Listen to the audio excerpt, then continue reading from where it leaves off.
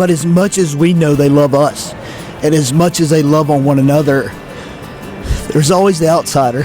Maybe he hadn't made all the best choices.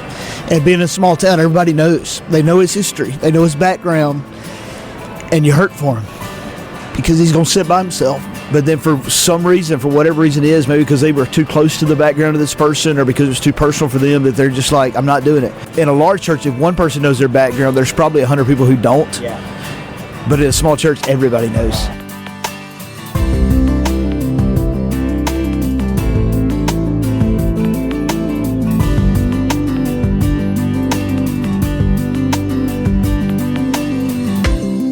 Welcome, everyone. So on today's episode, we are highlighting the super small church with two different couples. So we have interviewed Trey and Ashley Bain, who serve in Nome, Texas at First Baptist Church. They have 7 kids.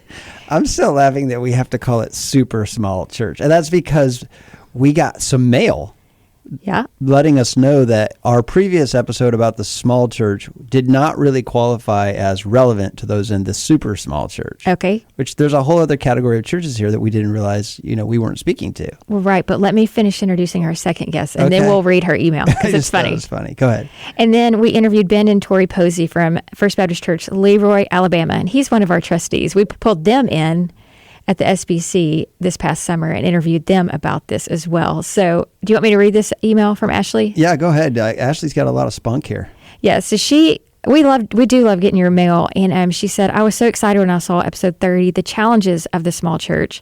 She said, I started listening, and then Matt said his church size was small in the 200, 300 range. She said, I said, nope, that's not small. When I say small, I say less than 100, and there are a ton of us. Less than 100, one pastor on staff, maybe 2, but often the second isn't even a full-time person. Yeah, so I love the way she's describing the super small church. Less than 100, probably one person on staff. If there's a second staff member, part-time. Mm-hmm. And there's a ton of churches out there that operate just like that. One thing she wrote in her email that I thought was especially interesting is she says the super small church, especially in the super small town, fears it will die. She said not as in it won't be spiritually dead, but that the people in it will actually die off in a tiny town when there isn't steady growth historically. Yeah, it's really tough to grow a church in a town that's not growing. Mm-hmm. And to feel like you're being compared against other growing towns that have people moving in constantly. Mm-hmm. And not compare yourself to other people. That's just tough. Well, she said one of the battles is blocking out what other, in quotation mark, other churches are doing as a standard for what we should be doing. Yeah. Ashley, thank you for letting us know, because I think there's so many out there that feel like nobody understands our church dynamics. Mm-hmm. And what she described is really what Ben Posey also describes in terms of if you have a Best Buy in your town, you're not in a small town. Mm-hmm. And so I loved these conversations. With Ben and Torie, we were at the SBC having this conversation, so you can hear a little bit of background noise. And then with Ashley and Trey.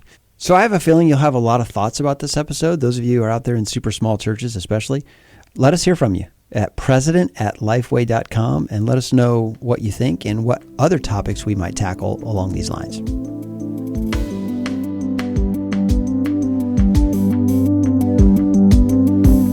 Could you guys share one thing that maybe people don't understand about being in a church in a super small town? Right, yeah.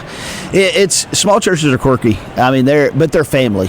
That's what people miss. And so when you go to pastors' conferences and you talk to guys, you're like, hey, you're the pastor, you're the leader. Well, that doesn't, you go to a church that my church was established in 1906. One of my deacons, his grandparents was founding members of our church. And so I don't have the right and privilege to come in and just say, hey, I'm the pastor now, this is what you do. It's a lot of chess, not checkers. Like, it's a lot of strategic moving and see where we're going to be 5 years from now. But you have to go in with a long game because, a lot of places can go and you can have immediate success and you can say, man, the first 3 years of ministry are booming and you become pastor and all these great things. But really for a small town pastor, it's it's not even 5 years. It's, I've heard people say 5 years you become pastor. Well, it's really longer than that, and that determines on how relational you are with the people and how you work in those relationships and how you become friends and partners and understanding. And even that's funny because you'll have a friend that he's willing to be your fishing buddy for a year or two, but you can't step over boundaries of guys that he's known for 20 years. Even though you may have been closer the last 2 years with this guy, he's got 20 years of history with them. So loyalties in a small town are different. Loyalties are small town are huge. People stay. They do stay loyal. And you will have somebody who is on your side, who understands what you're doing, but when it comes down to making it happen, maybe whether it's a church vote or whether it's you stand up, make the presentation, the wrong person says they don't agree. That person that's been with you the whole time may say, well, I get you, but this is my aunt. This is my uncle. I'm guessing then when you go to a leadership conference and there's a model of command and control, like tell your people where you're going and get them lined up. You're like, you don't have a clue what it's like to work where I work. I joke, in our bylaws, which probably need to be updated, they were written in 1967, in the bylaws it says that the pastor is the chief executive officer. And I brought that up to my deacons and said, by the way, guys, I'm CEO. Yeah. And they all laugh. It's in the bylaws. They all laugh. And it's a joke because they know that that's one thing we're probably not going to follow. Maybe one of the mistakes is that you haven't updated the 1967 bylaws. That's a good one. There you go. But here's the cool thing. Like what I shared this morning about best advice that was given to me is people want to work with you and not for you. Yeah. In that environment, that's how it works. Absolutely. You work with them. That's what we've learned. They do not work for you. Absolutely. We work together. We're a partnership. So in some ways, it's leadership in its purest form. Which for my personality is so great. Like I'm much more of a, how can people around me help push forward? I'm not a type A driven personality. So I'm not comfortable being the only guy making the stand and it's a hill we're dying on guy. I'm like, how can we get as many people to understand the vision, to come alongside, to do the work of ministry, to partner, to equip saints to work of ministry? And so that fits into our personality as a family as well. That's where we go. So one thing we try to do is open our home up a lot. There's not much leadership we do from the pulpit. That's awesome. It's leadership from our home. That's so cool. And organic. Yeah, absolutely. That's what it is. Trying to hospitality, not entertainment. And all that pressure on you. Oh, that's a good line. Because because I used to not be that way early, and I would apologize a million times for how my house looked, and now we're just like, you know what? We have 4 children.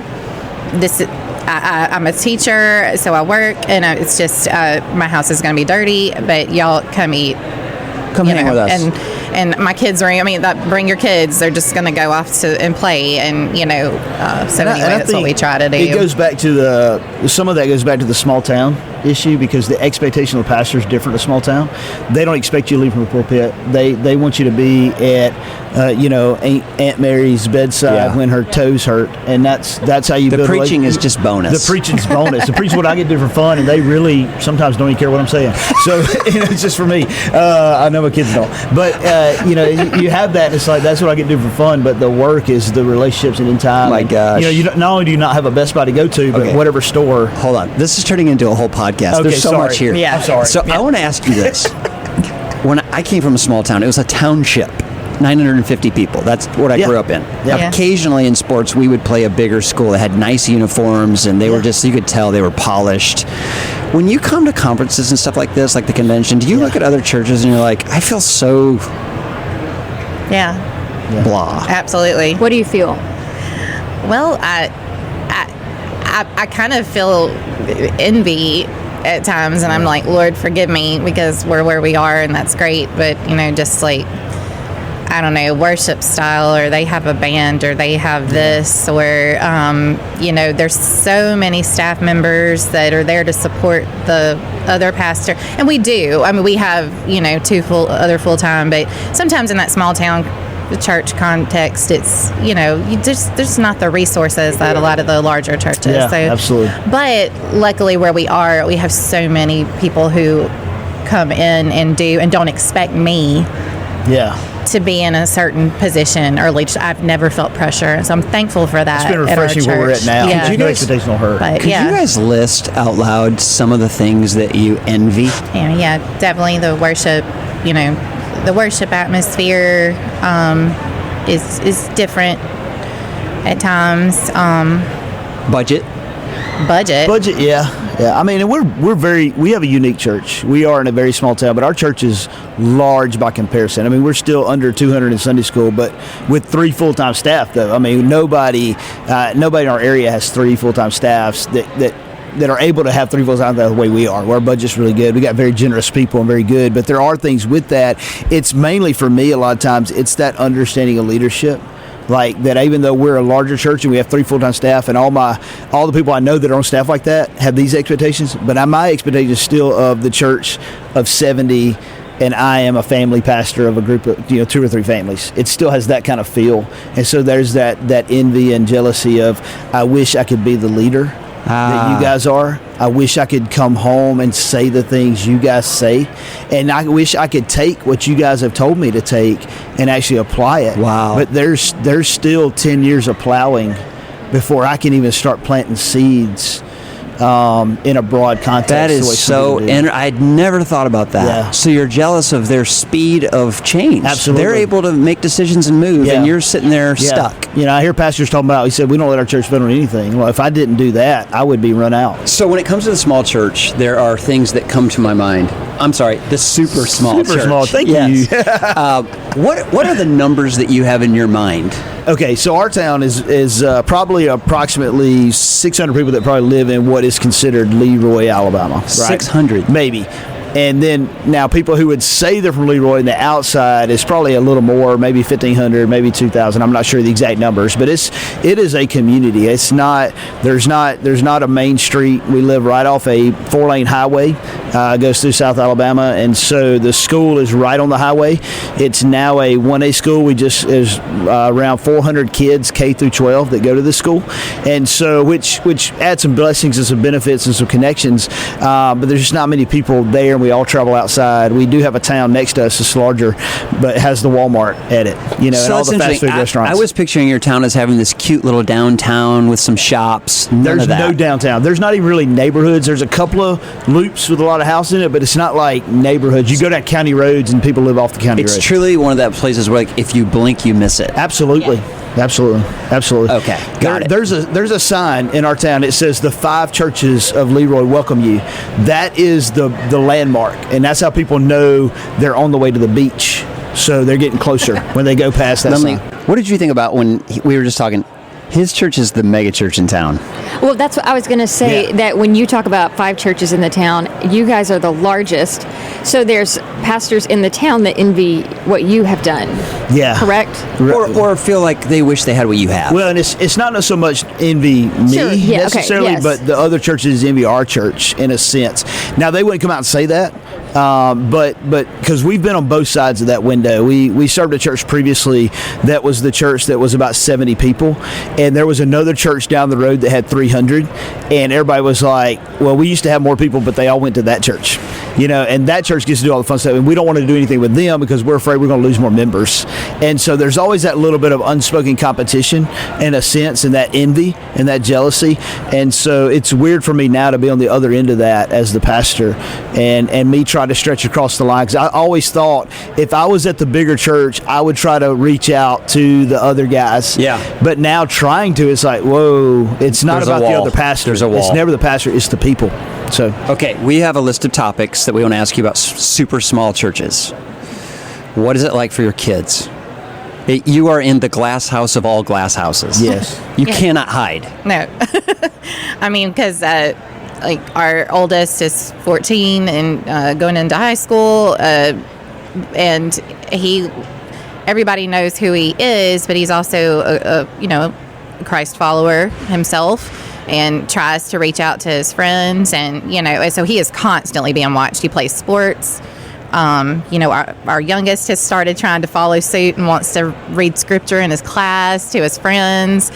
So everybody looks at him as the good kid, and then we have 2 smaller ones, and everybody knows who they are. And so I know that they're being watched, and our oldest has even said sometimes it's kind of difficult being known as the pastor's kid. Like, they expect him to be like the mini pastor in the school. Yeah, and he's a great kid, and he lives up to that I guess stigma placed on him. But but I know it's pressure too. You That's what I was know? about to say, because the hard part is going to be as temptations come more and more as they do. Because he's just 14. Right. I mean, and if he were to fail, like Yeah. all people do, then, you know, it's even more noticeable in a smaller And more damaging to your reputation, to be honest. I do think in big cities you can hide that better. I mean, Yeah. you know, if a child has had some sort of failure, I mean, you can kind of wish them away. So I'm going to ask you a question, Torie, and then I'm going to ask the opposite question to Ben. Describe one of the most beautiful days in a small, super small church. What's beautiful about it? Like, think of a day that you just love at your church. What happens? Well, I think back to when we first moved to this place, and we had just adopted our youngest son from China, and we came into the sanctuary, and people just surround my kids and like not try to take him, because obviously we were still at that bonding stage, but like people just came to my kids and just like, here, Torie, let me do this for you. Can I take them? They were there for you. They were there, and they are still there, and they just love on you, and it is like a family, you know, where I know a lot of larger churches, it's hard to be like that with everybody, because frankly, it's hard to know everybody in a large church. And so I love walking in, everybody, like I'm able to kind of wave across the sanctuary if I'm not able to walk all the way over there. And I'm like, hey, you know, it's like a big family gathering. It's like a big family gathering. And so everybody's close, and it's just, I love that. And I mean, now there's been times where there's people I don't get to see because they'll hide in the back, and, you know, I'm in the front. And so, and then with kids, it's, you know, it's hard to mingle, but I will look across the sanctuary, or right now it's our school gym, and wave, you know, like if I can't get to you, I'm trying to look at everybody. And so that's what I love, because I've been in larger churches before, and, you know, it would be really hard as a pastor's wife to know everybody, you know, like that. So. I heard at a pastor's conference once, a guy said, you think they're there for your preaching, but they just want to know if they get cancer, who's going to make them a casserole. In a small church, there's a lot of casseroles. There's a lot of casseroles and fried chicken. So Torie just said the best day. I mean, just the kind of the greatest day. Tell us a challenging day. What's a challenging day in a super small church? I was dreading that when you said what you were about to do, and the whole time she's answering, I'm thinking of the worst day, because it's not what most time you think of, like, bad things happen, fight, or anything like that. It's that in the midst of that greatest day, you also know that there's so many people that don't get it. Like, they're good at being a family, but they're not always good at being a faith family. And I'm sorry. But as much as we know they love us, and as much as they love on one another, there's always the outsider who maybe he doesn't smell good, or maybe he hadn't made all the best choices. And being in a small town, everybody knows. They know his history. They know his background. And you hurt for him, because he's going to sit by himself. And people are going to complain about him being there more than they embrace him. And it's loving the people that are hard to love. Because we can love our family, right? Even when they disappoint us, even when, you know, everybody's got the crazy uncle, you know, but we love him, and he's at the family reunion, and we're going to give him a hug, and we're going to, you know, do all that. But when it's the guy that's not in the family and who needs Jesus, it's hard, because you know they're there, and you see them as a pastor, but you know everybody else doesn't. And if they do, they run the other way. And so you see that in the small church. You know, even in a church our size, which is a larger church in a small town, there's places to hide. You got the guy that wants to be on the back row that doesn't just say, hey, I want to check off my list that I went to church, and this is the easiest one to do it because there's more than 100 people here and I can disappear. But then you got the guy who's coming, and he sees a big church, and he sees there's room, but yet he comes in and there's really not any room. The seat may be there, but that's really all he gets. And so sometimes the best day can actually be the worst day at the same time. And that's what you see as a pastor. And that's hard, because you love the people that are there. You know, they've given decades of their life in ministry, and they've served, they've loved people in hard times. But then But then for some reason, for whatever reason it is, maybe because they were too close to the background of this person or because it was too personal for them, that they're just like, I'm not doing it. I'm not stepping across the aisle. I'm not giving them benefit of the doubt. I know way too much. And so in a small town, that's really hard because if in a large church, if one person knows their background, there's probably 100 people who don't. Yeah. But in a small church, everybody knows. Wow. And if they didn't, the people that do know are going to fill them in pretty quickly. So the small church struggles to love thy enemies. Yeah, absolutely. Absolutely. But they love their family. They love their family. Wow. Yeah.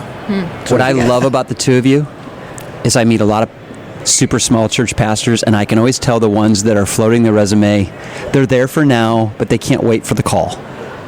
You two, unless you are faking it, which you're amazing, it would take a burning bush to pull you away from Leroy, Alabama.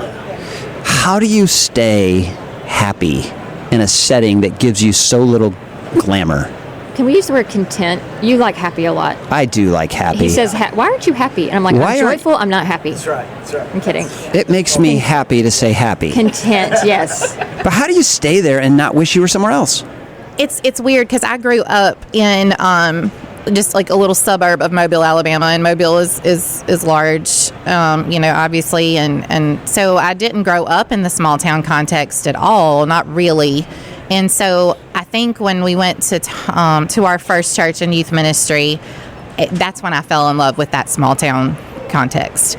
And then we started having our children, and I just love how close, like, the school is like the center. The school and church, I guess, collectively together are the center of our life. Like, that is the center. And I love that closeness. And because when I go, like, we lived in New Orleans for 2 years in seminary, so I know traffic, I know all the things. And so when I get back to my small town, I'm like, I can breathe, and so I feel at home, and I feel like, and I have friends who support me and love me, and it's just, it feels like home. And so that's why, when I do start to feel the jealous pangs of what other larger churches might have, I'm like, well, we have what we have too, and it's good. So, and you have something they don't. Right. Well, I just want to say, I don't want to paint the picture that there's never a thought in my head, would somewhere be better? Yeah. I mean, there's always that thought in your head. Maybe, there's always that thought of, maybe I've been here long enough, I should have did things different. Let me just go start over. There's always that. But it is the relationships. At the end of the day, you look at the people that have become your friends, and you're like, I want to watch their kids grow up. I want our kids to grow up together. I want to see them as they progress. I want to see them grow, and I don't want to miss them.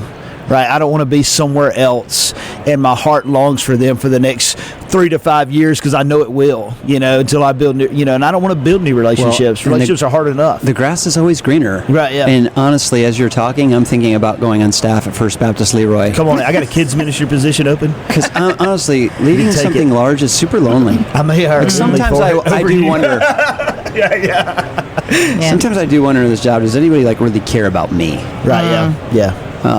If I left tomorrow, how many people are going to grieve? Yeah. You don't worry about that. Well, and I don't in my context, but I also know other pastors, because I've had moments in that time where even in a small town, your people are loving one another, but as the pastor, you're different.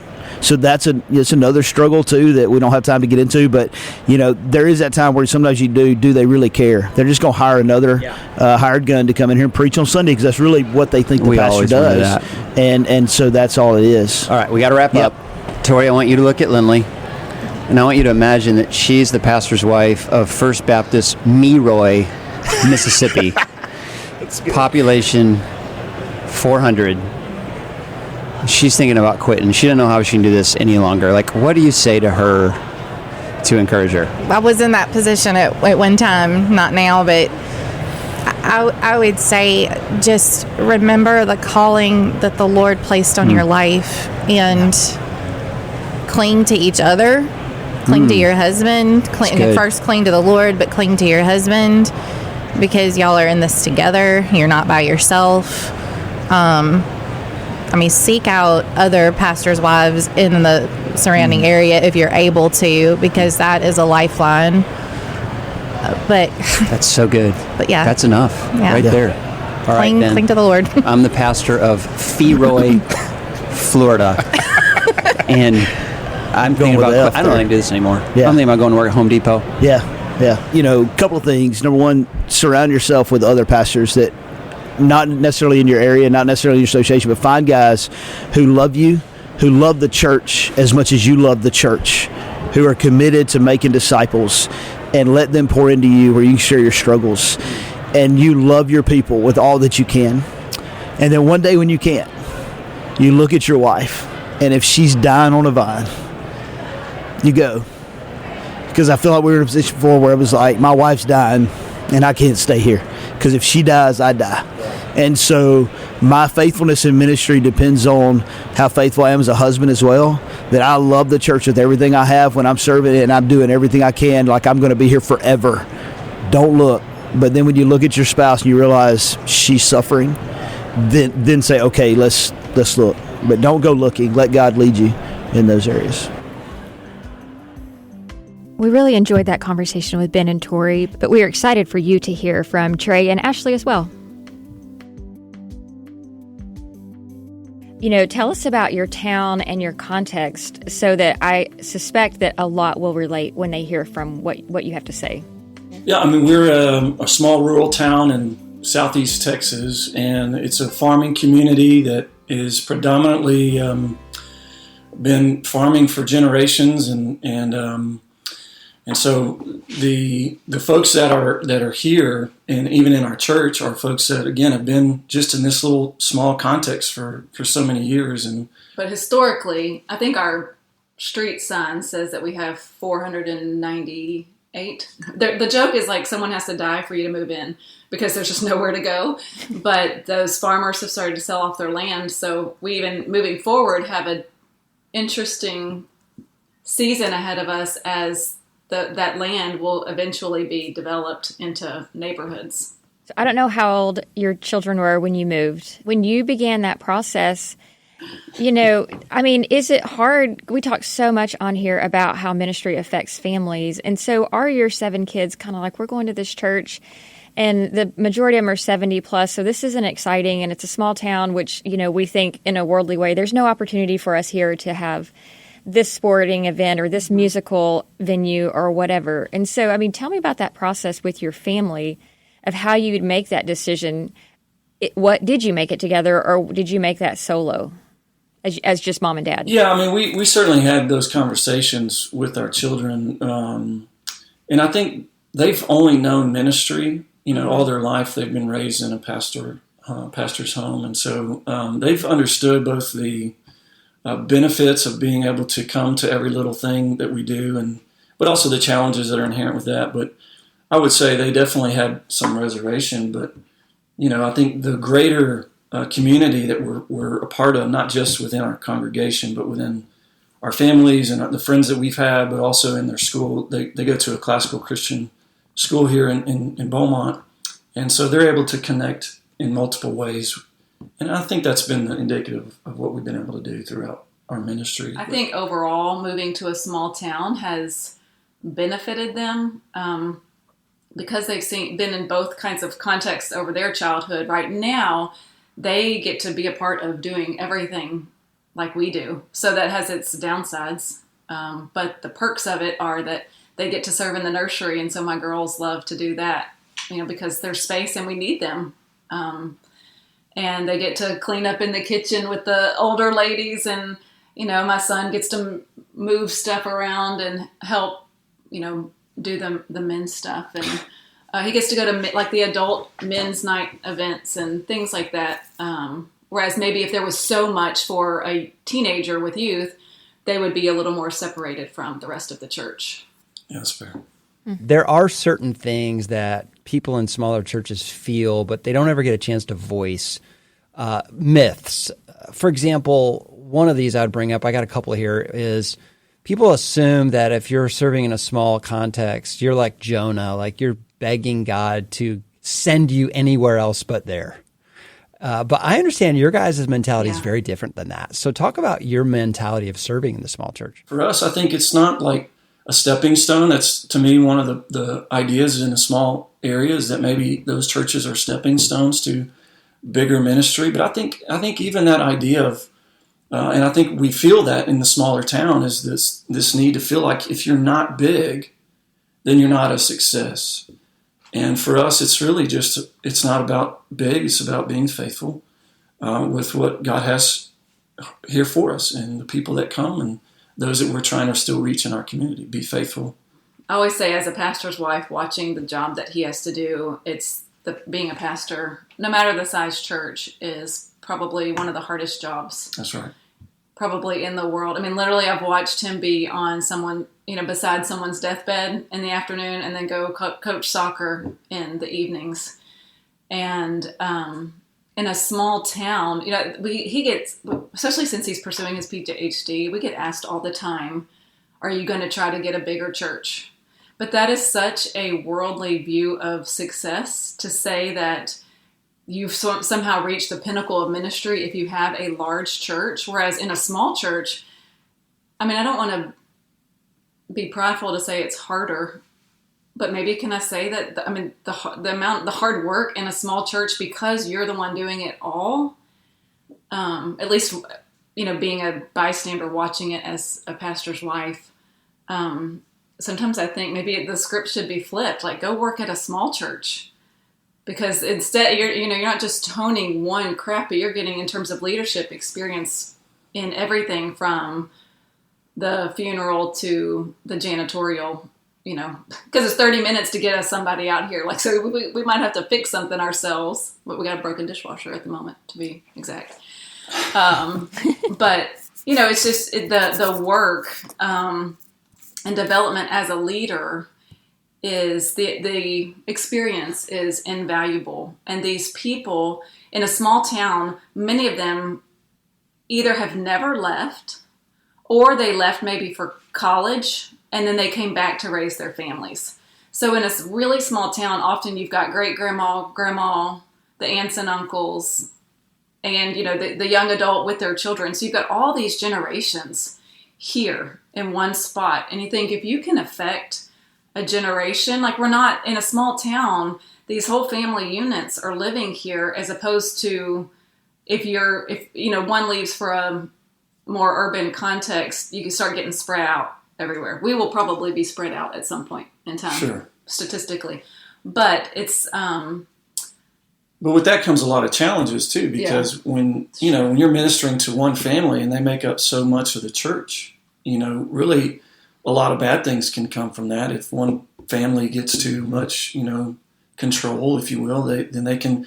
For instance, when we had our, we voted on our youth pastor recently, and we have a 90% threshold with our congregation.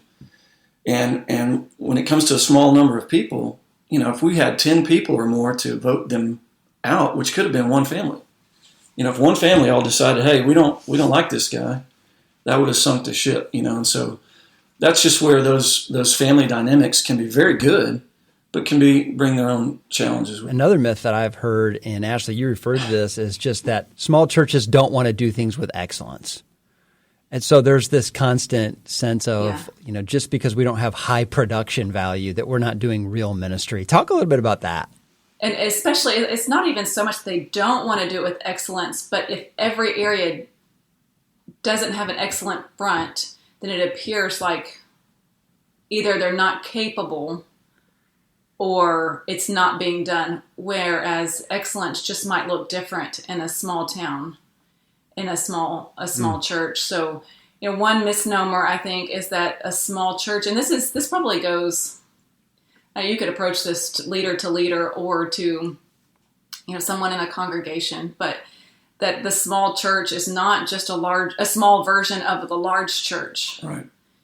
We really do function a little bit differently here. There are certainly things that ought to be universal in Christ's church. You should see people loving one another and serving and, things like that. But especially I think I personally am feeling this so much because we're in such a digital age where everything is online. It's basically, especially I think because of COVID, what you're doing in person is duplicated online. And for the small church, we just don't have that capacity. Unless the Lord brought us someone where that's what they do in their profession and then they're willing to serve. But that's not I would say real likely. I'm not going to put that on God to not do that. But, there's just things like that where you think, well, they don't have watching them on YouTube is painful because it about nearly looks, like a phone recording or something. And sometimes you can hear and sometimes you can't. But we're all just sort of lay people volunteering, trying to do the best we can. Our sound guys, we have 2, and they are so very faithful, and they get up here early, but they both have very full-time demanding jobs and families of their own. And so, for them, they'll get to it when they can get to it, and that has to be okay. It is okay, and it has to be okay. When you think about a larger church, maybe programming discipleship, and certainly we want to provide opportunities where we can make disciples within our congregation. But we have one lady, for instance, that just has brought some younger families alongside of her while they're cleaning up around, doing some things. She's pouring into them and working through some of their a Bible study that they've been working on. And so that's just her taking these other ladies alongside of her and really just pouring into them. And that's such a beautiful thing to see. It's not a programmed thing. I think within a lot of small churches, it ends up becoming a little more organic, to where it's not necessarily the program heaviness. It was just people doing it because they know it's what they're supposed to do.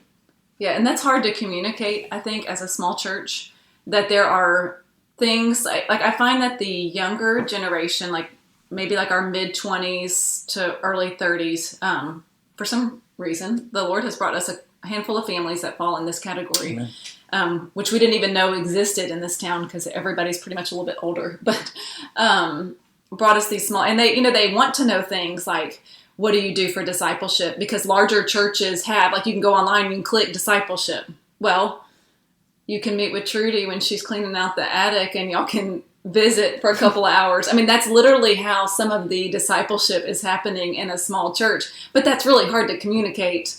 And you have to be here, and you have to be here for a little while to kind of see that and be a part of that. I think sometimes a lack of funds is actually really helpful to raise up volunteers in your congregation. Having lots of money sometimes is, I think, detrimental because we pay everybody to do stuff versus like using the people within your church context, like you said, even to help you fix the dishwasher or something instead of going and buying a new one. So I think it's really sweet of what you're saying in that, sometimes a small church actually gets it more right in utilizing their congregation for service. Here's a question for you guys. What do you think a large church can learn from a smaller church? I think the standard of professionalism in the large church sets a standard of expectation for the small church that really isn't, I don't know. I don't want to be so bold to say that it's not biblical because I don't think that that's true. No. So I'm trying to think of another way to phrase it. Perhaps it's a worldly standard. So it's not that it's not biblical. Is that an accurate statement? Does that work? Does that statement work?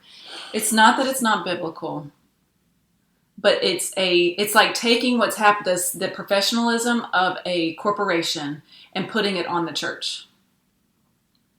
And so it's the stock market mentality, with the CEO has to continue to help the business to grow, and how can the church also understand success? And typically, again, it's the standard is what you're saying is to continue to grow numerically. Where even for a larger church, numbers might not be indicative of the actual health of the congregation, and so obviously you want to gear towards what does it look like to be faithful and what does it look like to be healthy. And so a small church can really, I think, give some example of, like you said, Lindley, in regards to our volunteers, our people that are equipped for the work of ministry. Like how many people within each congregation, what's the percentage maybe that are actually doing ministry, versus just coming and hearing a sermon. Ashley, can you talk a little bit about how the culture in a small town is probably different than the culture in a larger town? In a small town, in a small church, the congregation fears actual dying. They're getting older. A lot of in our context, a lot of our congregation, they are in their late 70s, mid 70s to 80s, and they were raised here. Like some of them had they were dedicated as babies here. And so they're watching their church and they're looking around. They're like, we're dying, like, because we're actually dying. Not that we're unhealthy, but that we're physically dying. And there is a concern that the church is going to die because we're getting older when the town doesn't grow. And so as leaders, we've had to move incredibly slow and tender toward this, because we find ourselves in this place where we are having to lead with what we have and with what we know now, while planning for the future, which may look drastically different than what we have right now. And so that has probably been our greatest challenge, because as some of the areas around our town are growing, ideally we'll be reaching the lost. And so if we're reaching the lost, then that's going to mean our church is going to grow numerically, but that's probably going to mean that it's going to grow with younger bodies, with families, with kids. And so the concerns and the needs of this church are going to look a lot different than what they are right now. But we have to make decisions that lay the groundwork for that kind of change. While we don't know the future, you just kind of can see the writing on the wall. And it's just such a tender place to shepherd and work alongside people who love this little town so much, and they're watching their friends age and not be able to serve in the ways that they used to. And I'm finding that this church is, they're sometimes I'm like, look, their faith is so much bigger than mine, because they are trusting the Lord, but they're also tender toward the state of our church, and they want to, they're begging the Lord for revival. We pray weekly as a church for this in our town and in our church, and that the Lord would bring us opportunities to reach the lost. But even with that means change for them, even if we're not doing anything. But just having new people come in and link arms with us in fellowship is a change. So if you've had essentially in this group, the same congregation, more or less for the last, 20 or 30 years, give or take a handful of families. And then all of a sudden, the Lord's starting to answer prayers by bringing new people. And the demographics start to change. And so it's just this very gentle place of leadership to say we have to move forward in some areas, and we do have to make some changes to make way for a younger generation, while not devaluing or pushing aside the older, because without them, we wouldn't be here. I mean, like, we didn't have nursery policy, for example, but knowing that there would be new homes built and likely families with young children, we had to make a nursery policy. That's a change, even though it's an implementation of something new. It's still a change, and that meant now, okay, are we abiding by what we said our policy and standard is? That was kind of something. But it seems like anytime we've had to, Trey has brought up something that we need to address, or missions. Even we've not. This church has not, in the last several years, has not gone anywhere. So even just bringing like that to the forefront, like we need to look at both local missions and going away. We have to wait about 6 months or so before the congregation's like, hey, you know what? I think we should start focusing on missions, or, hey, I think we need to look at the nursery. It seems like it takes a few months. And so we have to be really patient through that, and just wait for the Lord to bring conviction. And so it may mean that just because we're convicted by something doesn't mean that the congregation is. And we always have to say, like, we came into their context, not the other way around. When they know that you have taken the time to see them and love them and go by their house and text them to see how that doctor's visit was and that kind of thing, it goes a long way with being able to make these changes slowly. The Glass House is brought to you by Lifeway. It is produced and edited by Angie Elkins with help from William Hall. Sound engineering by Donnie Gordon. Artwork by Heather Brzezinski. And photography by Rebecca McVeigh.